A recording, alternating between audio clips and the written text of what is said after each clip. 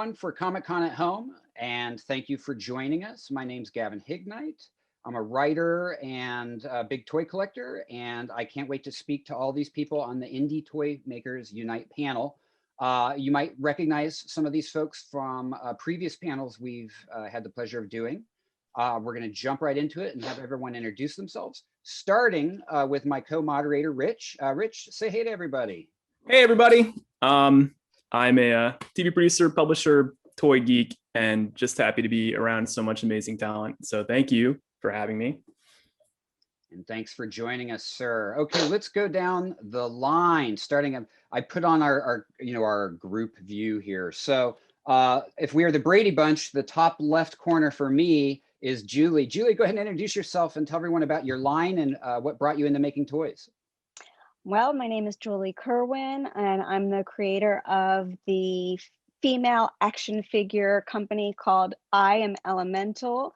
We launched on Kickstarter 7 years ago this month, and it's been an incredible experience. And right now we are waiting to launch our 6.5-inch wisdom figure.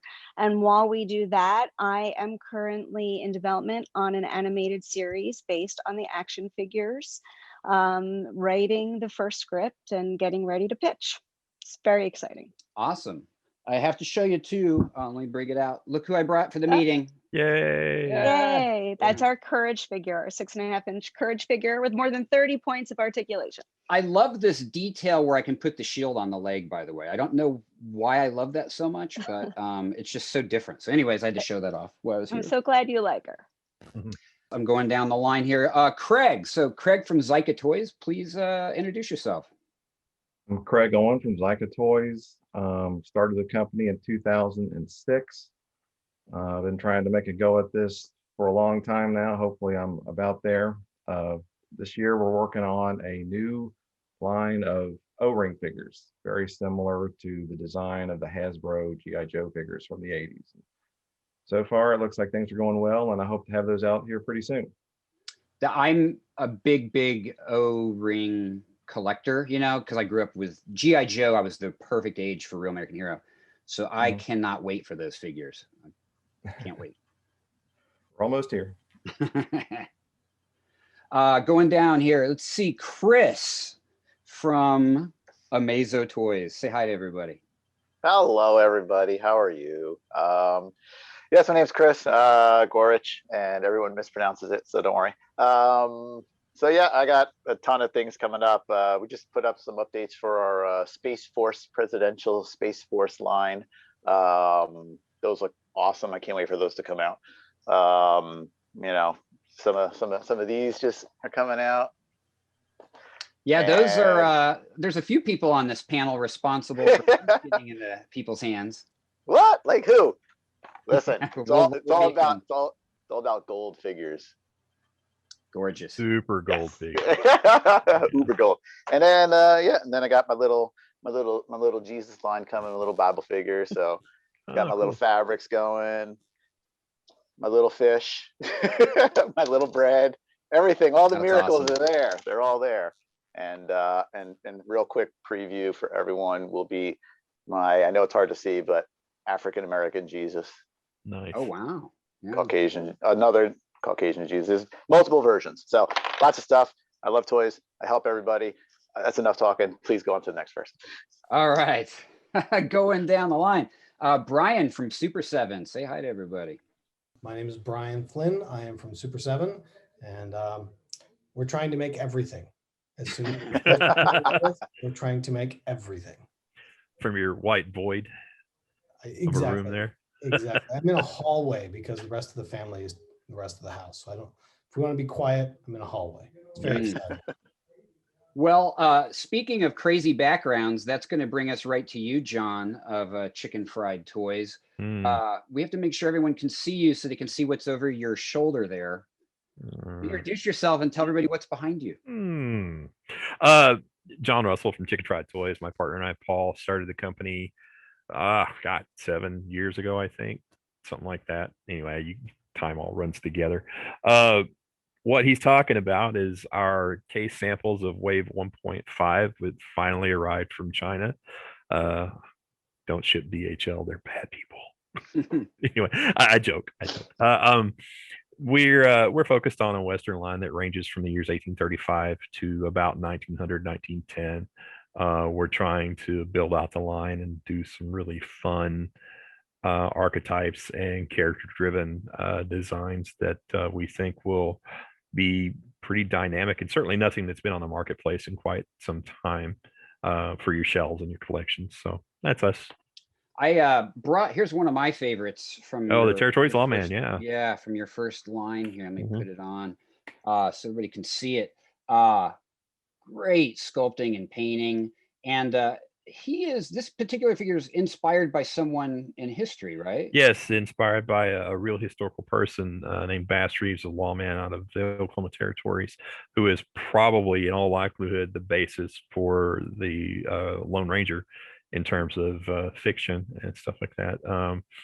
We had really great luck getting an excellent sculptor in our first batch of stuff, Dennis Chin, who did an excellent job on all the likenesses in that first batch. Dennis has moved on to bigger and better things, and we have a couple of in-house guys right now that are just knocking it out of the park. But I won't say anything about that because we'll wait and see how everything turns out and your honest reaction to it. So thanks for showing that. Well, Appreciate it. I'm a big fan, as you know. I probably have some figures reserved in that box behind you. They're probably in the container that's on the water right now. I'll swim out there and get them. So speaking of people who I probably have toys on the way from or have purchased, Bill from Fresh Monkey Fiction.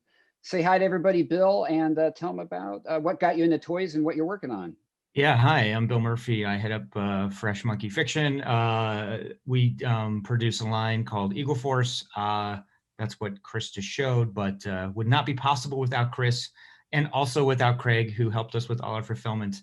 And we are still friends after, so I really appreciate all the trying to get figures out the door. I got into toys because I just loved action figures my whole life, and always kind of really wanted to jump in. And when Kickstarter kind of launched a few years ago, I thought it would be a great platform to launch a product with. So that's sort of how I got in. And we've just sent out our first wave of Eagle Force and are going to be launching another wave this summer.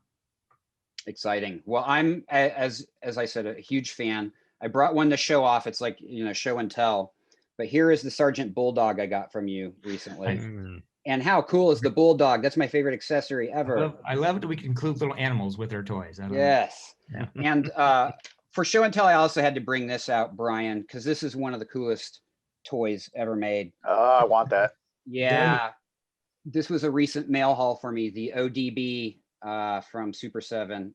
Fantastic packaging, man. Just inspired. Well, let's get into it, everybody. I'll let's see, who are we going to start with? Hey, Rich, who should we pick on with our first question? Let's go with Julie first. Okay. Julie. Yes, sir. Okay, so I think people they can watch some of our past panels and get some of the basic stuff. So for this panel, since this is I think the third video panel we've done as part of Comic-Con at Home, I thought I'd just get straight into the things no one thinks about. And so that being said, what is something you wish you knew going into making your line? What was something that if I would have known that when we were doing it or when we started, life would have been way easier? Well, I think the biggest thing that we learned the first year was that you have to add at least 30 days on to your expectation of when you think you're going to have the product delivered. We launched Kickstarter in 2014, and we had a holiday 2014 delivery that we really thought would be easily met. And there was a dock workers strike. And so the boat sat off the coast of California for quite a while, and I had to contact every single one of my Kickstarter backers and my pre-orders and apologize and offer them a refund. We were very lucky that only about 12 people wanted a refund, but it taught us a very big lesson about time estimation. And so that would be the thing that I wish I had known. The only other thing I would say is trademarking for us. You know, it's an extraordinary expense, and it's one of those things that you just kind of have to hold your nose and do. But you know, we ended up trademarking in you know, Europe, China, Canada, and the US. And so it cost a lot of money, and some people opt not to do it. But as someone with a law degree, I felt that was something that we had to do. And I don't love it when the trademarks come up again every few years and we have to pay more money to maintain them. But those are the two things that I would say I wish I'd really understood in advance. Let me ask you a quick question. A follow-up to that is, so yeah, trademarking. And you are deep into trademarking because this is an original line that you own, correct, right? And so it's not a licensed from someone else. And when you get into it, is it just the line itself, or are you having to trademark each character name? We're trademarking everything. We trademark each action figure. We also have taglines that we've trademarked over the years and things like that. And our logo, obviously. And so it's one of those things. And, you know, the irony with China, for instance, is that it's really almost unenforceable. And yet you really need to do it, or else you have zero protection, or less than zero protection, I guess. So for us, that was a thing. And I will tell you that along the way, like, we had some issues in the EU with our Bravery action figure. Lady Gaga had a trademark. And so we had to negotiate the terms of what we were, how we were using it and why we were using it. And we also had some questions with Oblivion along the way. That required some, you know, extra negotiation. So yes, for us, we do every single action figure and things like that. That's interesting. Yeah, I mean, that's two things I would have definitely not thought about, like, going into this. And neither did I.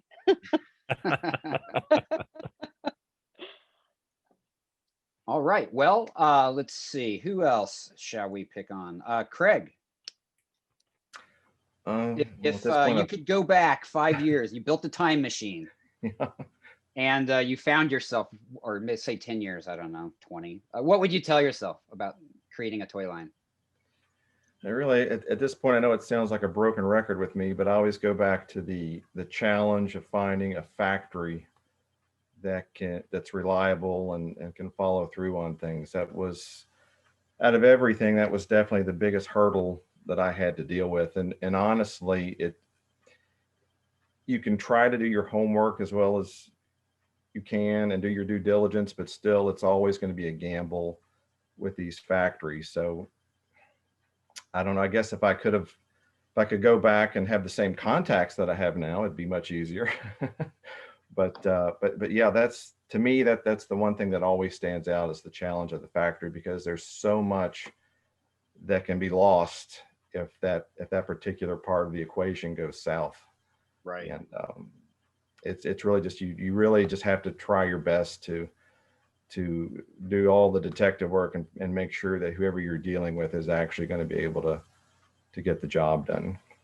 And so Chris, who's on the panel, you know, is working very directly with factories and has been a lifesaver for, you know, many people, including some on the panel.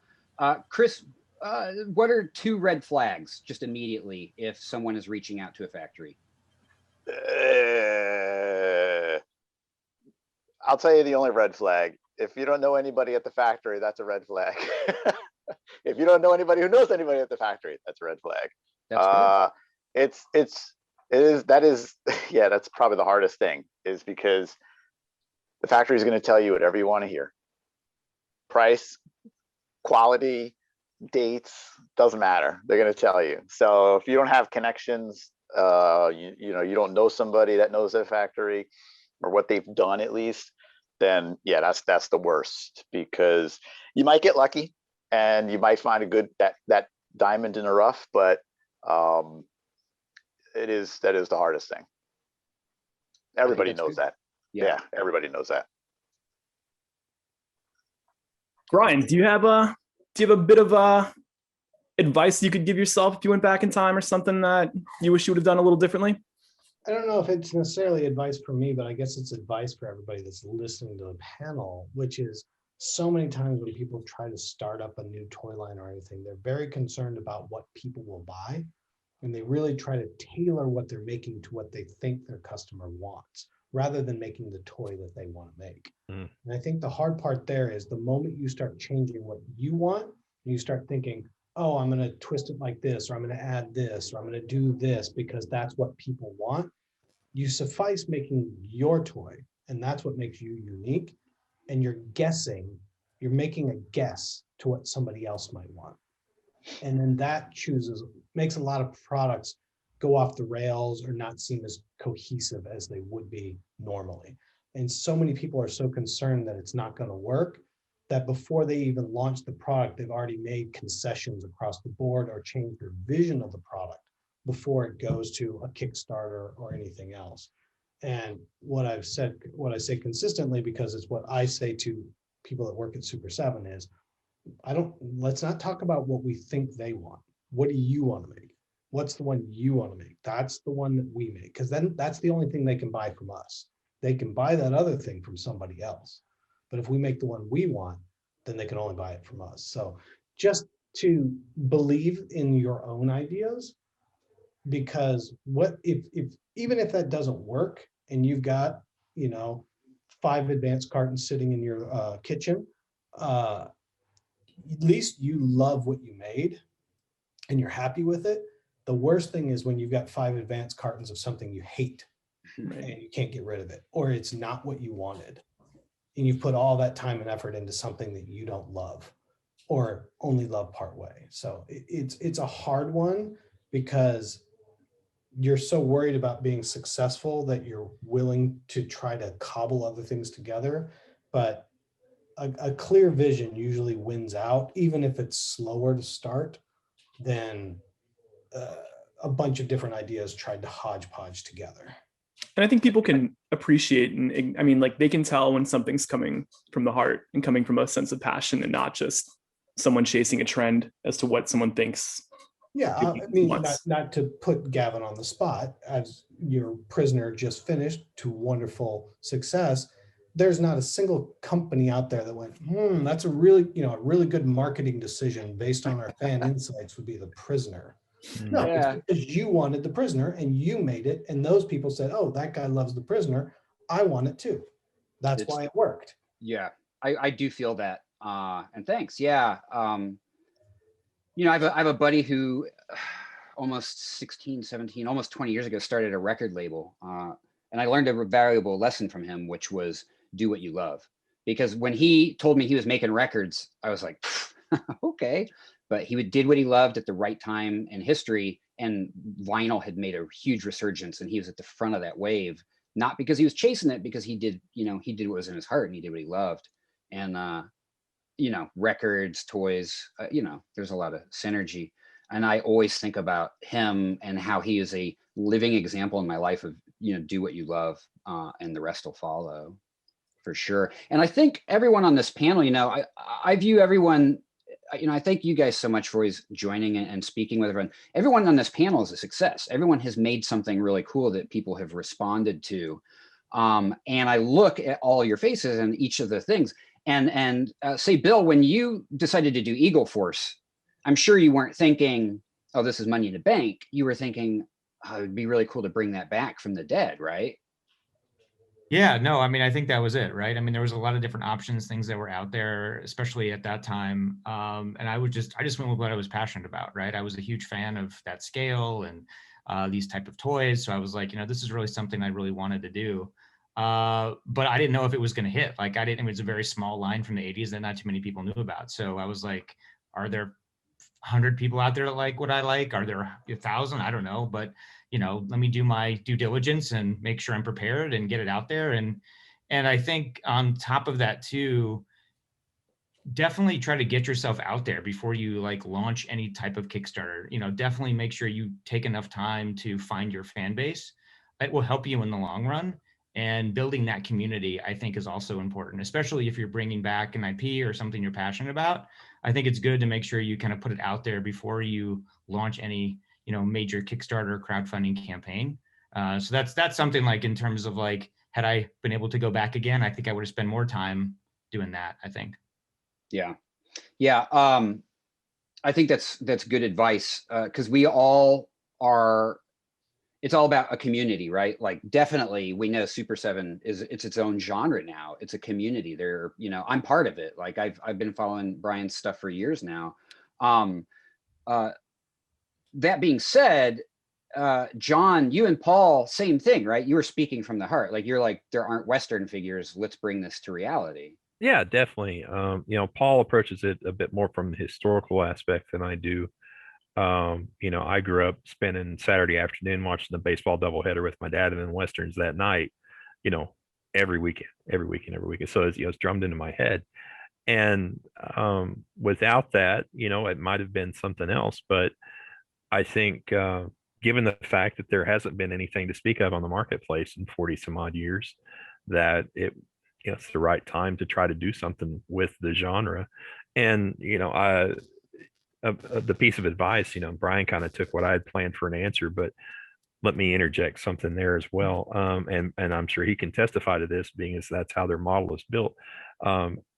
When you consider your tooling budget and what you're going to spend there, make sure that you've got some reusability. You want to make sure that the money that you're spending is wisely spent. You get 2 or 3 uses out of every part, so that you know, you're getting the best return on your dollar. Because for the first couple of years, you're not going to be making any real money. All of your money is going to go back into the projects, and you want to make sure that you're getting the best bang for your buck on that. So yeah. I think that's good advice. And so to reiterate that for folks, you know, what John's saying is, you know, like in cowboy terms, you know, build up parts, right? Build up your cowboy hats, build up your holsters, legs that can be interchangeable, because it's, and Chris can speak to this, so freaking expensive, that part of the process. It can be. It's a huge sunk cost that comes right off the top. Yeah. So, and so if you're paying to make this mold and this tooling for someone's, you know, leg, you want to maybe be able to use that leg again a few times. Yeah. We plan at least 3 for every part, and we've been fortunate, given the genre that we're working in, that we can go farther than that. There's some specificity here and there. You know, one of the figures that we've got planned for the next year has got 3 or 4 unique parts that are only going to be used once, but that's because it's a particular personality and he had unique physical features. So, you know, I think that is okay to pass on that thing, as long as it's not a whole build that we're going to, you know, sign off for anything like that, unless it's a big project and going to pay the dividends to do it. And the other thing, as Brian said, don't consider the money of what you're doing beyond just getting it up and off the ground. You know, absolutely do what you want to do what you love, because I mean, your project may get 1 or 2 waves in and install, and if you've got nothing that you personally wanted to show for it at the end of that, then what can you look back on? I mean, successful, not successful, doesn't matter. Yeah. You know, there are definitely a handful of figures that I've got and are in the pipeline right now, you know, being tooled or already tooled and being ready to produce, that I did for me, and I don't care who buys them. So. Yeah. Speaking of that kind of passion and doing what you believe in and doing things you love, I wanted to ask actually any one of you guys, what do you feel is like the space in the toy landscape right now for original, you know, non-licensed properties and figures and ideas? Because you see so much of the toy landscape is dominated by licensed properties. Like, what's the how do you guys feel the wind's blowing on actually having, you know, original characters, you know, back at the forefront of the toy community?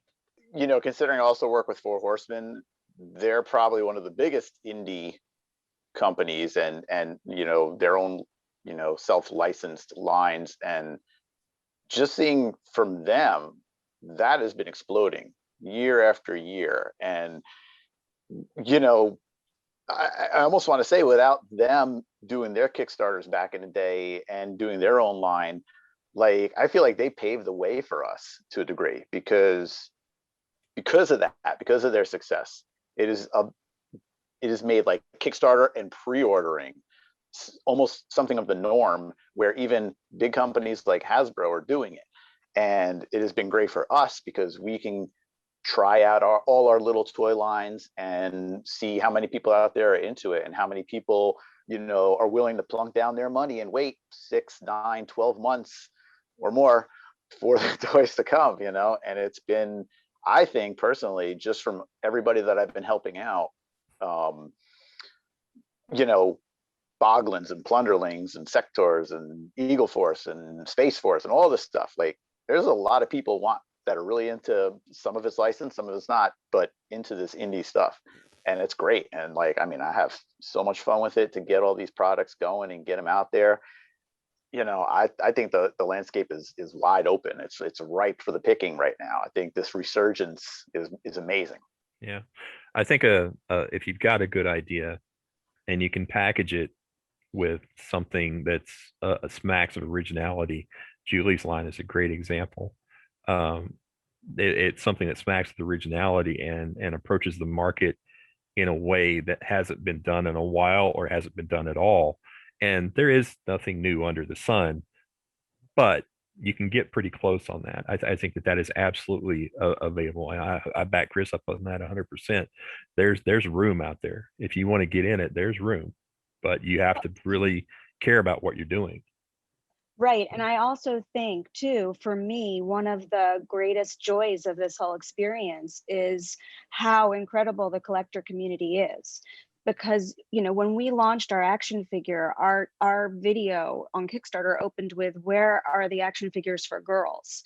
And we thought we were filling a hole in the market that we saw for female action figures for girls. And girls love our action figures, don't get me wrong, but we were fully funded on Kickstarter in 48 hours because of the adult collector community.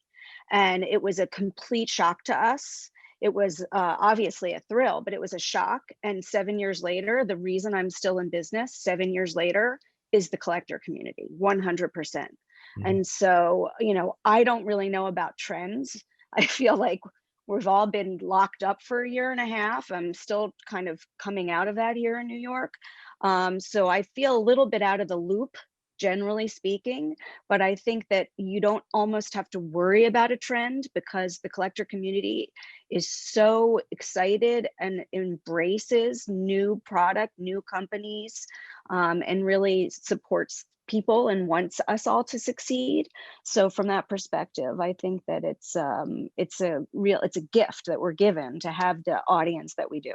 It's scary, right? To go out into the world with, you know, because, you know, at least it's someone else's IP. If it fails, you can blame the IP instead of your own. Speaking of IP versus original, Brian, you've done both with Super 7.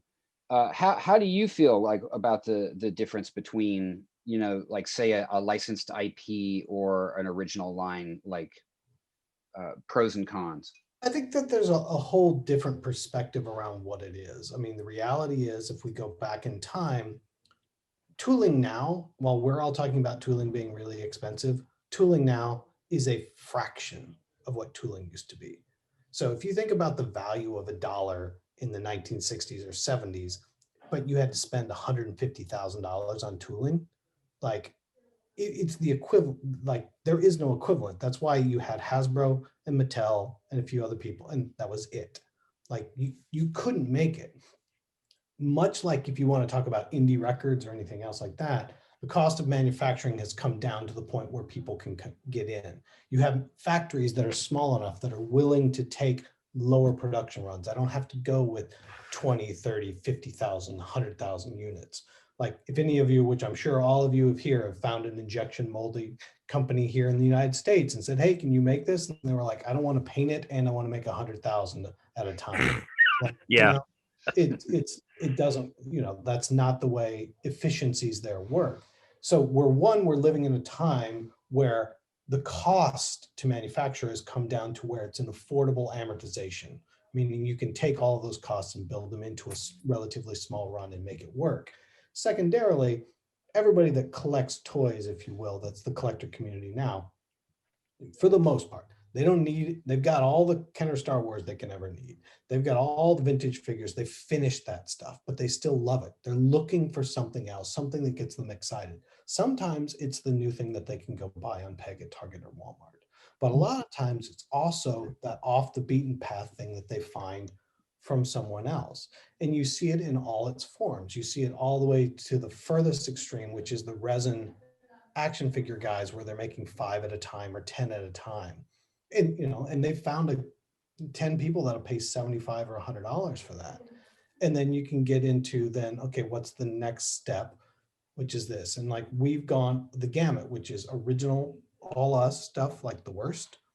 Then you have stuff like Phantom Star Killer or Czarface, where we're, you know, this stuff hasn't really existed before, or it came out specifically from a specific artist, you know, and does just as well as some licensed products, because that licensed product has lots of other people making stuff for them, but nobody else is making this.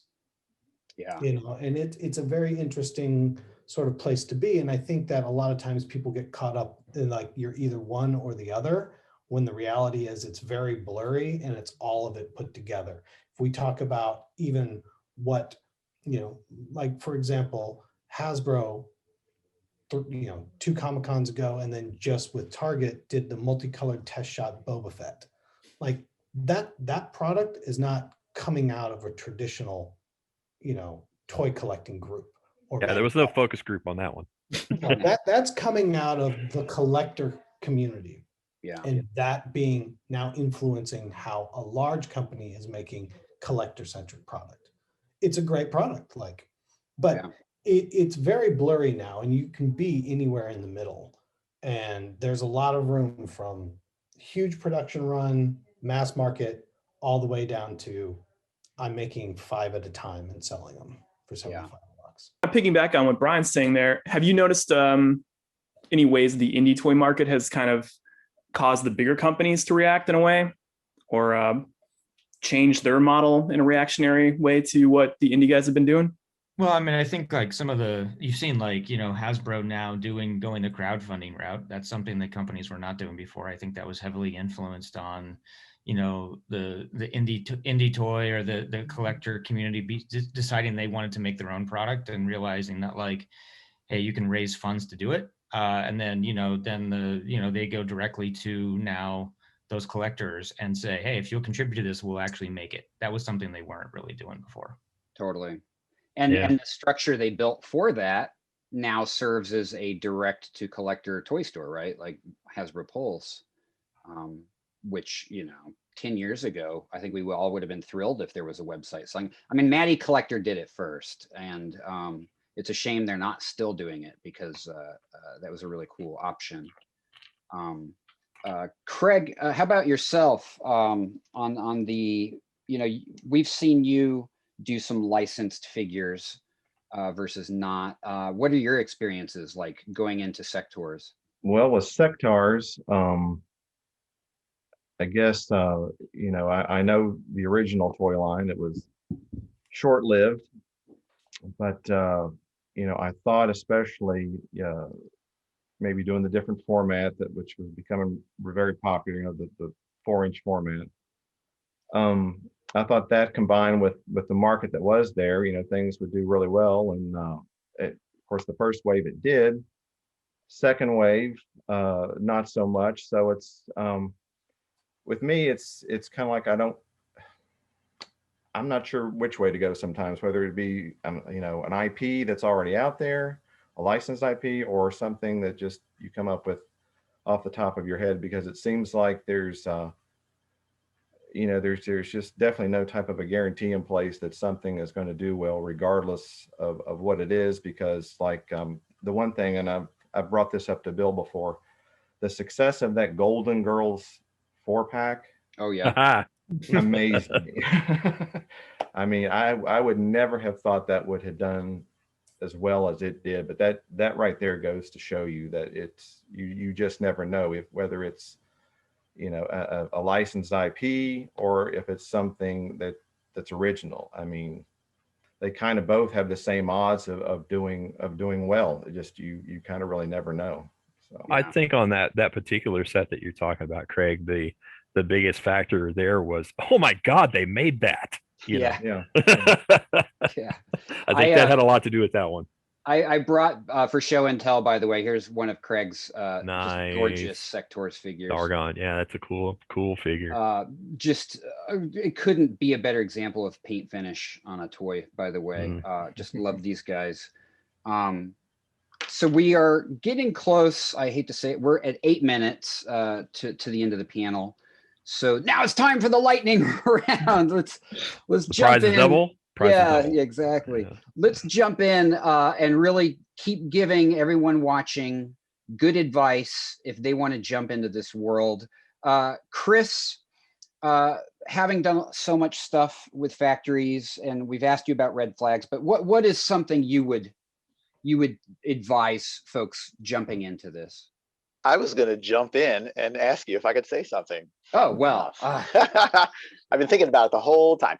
You know, in its most, basic form, make smart decisions, do your research, but don't be afraid to make mistakes, because like just going back in time, I wouldn't change anything, because all those mistakes I made led me to get smarter and to learn more and to just be better. And so I had a lot of mistakes, and I'm still going to have a lot of mistakes, and that's fine. And one of the Kickstarters I helped out with, Zica Toys, Age of Mecha, it was a high funding goal, didn't fund. So you know what? And it was during a pandemic.